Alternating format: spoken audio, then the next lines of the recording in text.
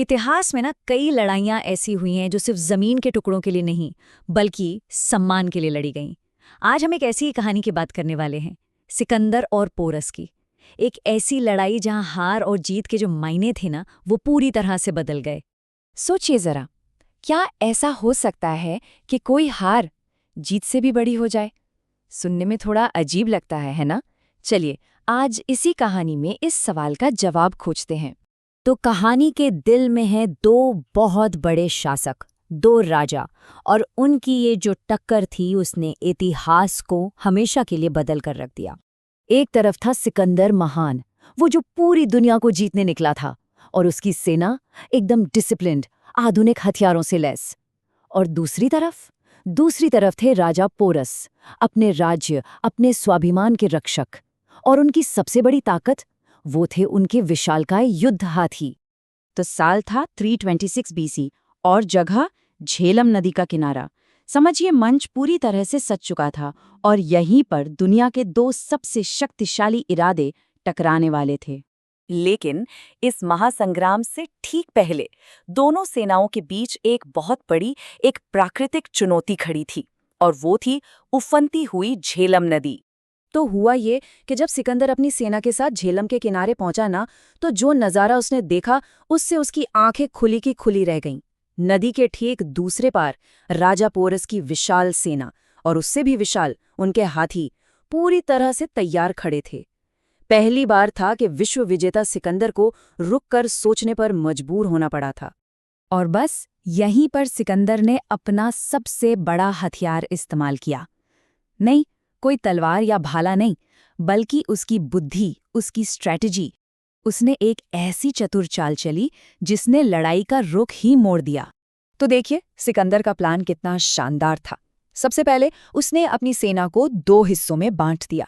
एक छोटी टुकड़ी को मेन कैंप में ही छोड़ दिया, ताकि पोरस को लगे कि पूरी सेना वहीं है, उनका ध्यान भटका रहे। और फिर असली खेल शुरू हुआ।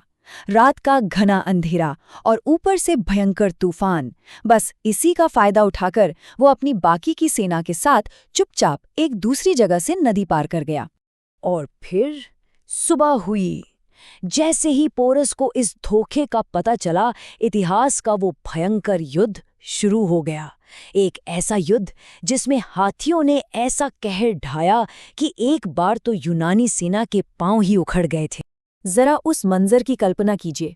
युद्ध के मैदान में चारों तरफ तलवारों की खनक, घोड़ों की हिनहिनाहट और सबसे भयानक हाथियों की चिंगाड़। ये एक ऐसा टकराव था जहां दोनों तरफ के सैनिक अपनी जान की बाजी लगाकर लड़ रहे थे। शुरू में तो पोरस के हाथियों ने वाकई में यूनानी सेना में खलबली मचा दी। वो उनकी पंक्तियों को ऐसे रौंद रहे थे जैसे वो कुछ हो ही नहीं। कई सैनिक कुचले गए, लेकिन सिकंदर की सेना ने भी हिम्मत नहीं हारी। उन्होंने अपनी रणनीति बदली, हाथियों को चारों तरफ से घेरा और फिर भालों से उन पर हमला करना शुरू कर दिया। और इस घमासान लड़ाई के बीचों बीच थे राजा पोरस। वो खुद अपने हाथी पर सवार होकर सबसे आगे लड़ रहे थे, एक सच्चा लीडर। वो आखिरी दम तक लड़ते रहे, जब तक कि वो बुरी तरह से घायल नहीं हो गए और उनकी सेना चारों तरफ से घिर नहीं गई। तो युद्ध तो खत्म हो गया, सिकंदर जीत गया, लेकिन असली कहानी वो तो अब शुरू होनी थी। लड़ाई के मैदान से दूर अब दो राजाओं के बीच एक ऐसी बात होने वाली थी जिसने इतिहास की दिशा ही मोड़ दी। तो जब घायल और बंदी बनाए गए राजा पोरस को सिकंदर के सामने लाया गया, तो सिकंदर उनकी बहादुरी से इतना प्रभावित था कि उसने पूछा, बताओ तुम्हारे साथ कैसा बर्ताव किया जाए। और पोरस का जवाब, बिना किसी डर के, बिना झुके उन्होंने जवाब दिया, वैसा ही जैसा एक राजा दूसरे राजा के साथ करता है। सोचिए, हारने के बाद भी उनके स्वाभिमान ने, इस जवाब ने सिकंदर को अंदर तक हिलाकर रख दिया। बस पोरस के इसी एक जवाब ने ना सब कुछ बदल दिया। सिकंदर उनके इस साहस से इतना ज्यादा प्रभावित हुआ कि उसने ना सिर्फ राजा पोरस को आज़ाद कर दिया, बल्कि उनका पूरा राज्य भी उन्हें लौटा दिया। और इतना ही नहीं, उसने पोरस को और भी जमीन दी और उन्हें अपना एक दोस्त, एक सहयोगी बना लिया। तो फिर इस पूरी कहानी से हमें सीखने को क्या मिलता है? क्योंकि ये सिर्फ एक लड़ाई की कहानी तो है नहीं, इसमें जिंदगी के कई गहरे सबक छिपे हुए हैं। ये कहानी हमें बताती है कि सच्ची जीत जमीन का कोई टुकड़ा जीतना नहीं है। सच्ची जीत है अपने विरोधी का भी सम्मान जीतना। पहला सबक जो हमें मिलता है वो है साहस का। राजा पोरस ने हमें दिखाया कि अटूट साहस और आत्मसम्मान वो किसी भी हालत में मजबूती देते हैं, फिर चाहे नतीजा कुछ भी क्यों ना हो। दूसरा सबक, रणनीति।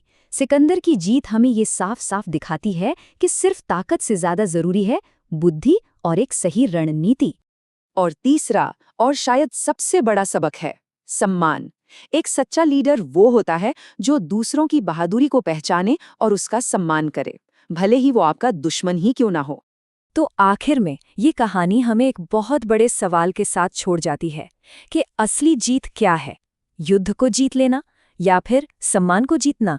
शायद पोरस युद्ध तो हार गए, लेकिन उन्होंने सिकंदर का दिल जीता और इतिहास में हमेशा के लिए अपना सम्मान भी जीत लिया।